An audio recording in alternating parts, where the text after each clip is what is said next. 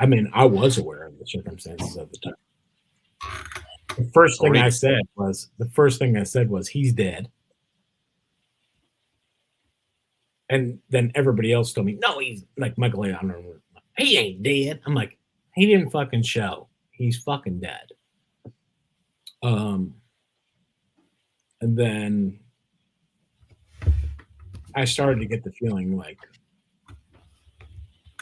maybe like everything's not what it's cracked up to be. But we had to write a show. I was in a vignette that night. It was Vince McMahon's funeral. We were in Corpus Christi. Um, I shot a vignette where I was naked in my thong next to Vince McMahon's casket, crying on it with Michael Hayes. So it's me and Michael, and we're like talking about how much we love Vince. And Michael's like, "I love this man so much. Good. Oh my God, Vince, boss, why would you go?"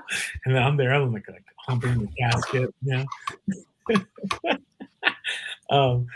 So we shoot that vignette, and then like 25 minutes later, after we shoot it, then we get this whole show written about Vince dying, and we find out that Chris is dead, right? Because he didn't show. So like everybody was like, "Whoa, he didn't show up for his match with Morrison? Like, what the fuck?" And then I'll never forget. We all got called to ringside, and Vince got in the ring, and he told everybody that Chris and Nancy were dead. And I'll never forget this as long as I live. Poor Vicky just screamed.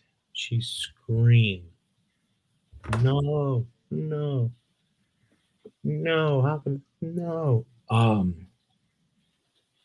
And she ran away from ringside. So then we had to like change the whole show. And I had my personal opinions about it, but it was like, I guess following in like the tradition of like we had just lost Eddie not probably too long before that. I don't remember, but probably not. I mean, probably not too long. So we're like, oh, we got to do a tribute show. None of the hustle. So we had asked the guys like, "Do you want to work?" And everybody was like, "No, no, I want to go home." So we're like, "Oh, what if we just like put on the best of Benoit?" You know. So that's what we did. And then halfway through, we found out the truth. But I will tell you this, like, personally, I always thought that guy was kind of a creep, you know? He met my dad in Vancouver. So we went to a show on Vancouver Island, and I brought my dad, and he got to meet him. And my dad's like, "Man, he's kind of like out of it. Like, he's kind of a weird guy." And yeah, I really think he was. And I don't know if it's CTE or something like that. And I never met him before, but he was like not 100% there, you know.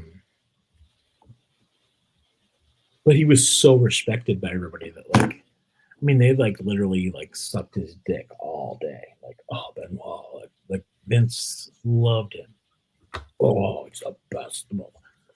But he ended up being the biggest piece of shit ever.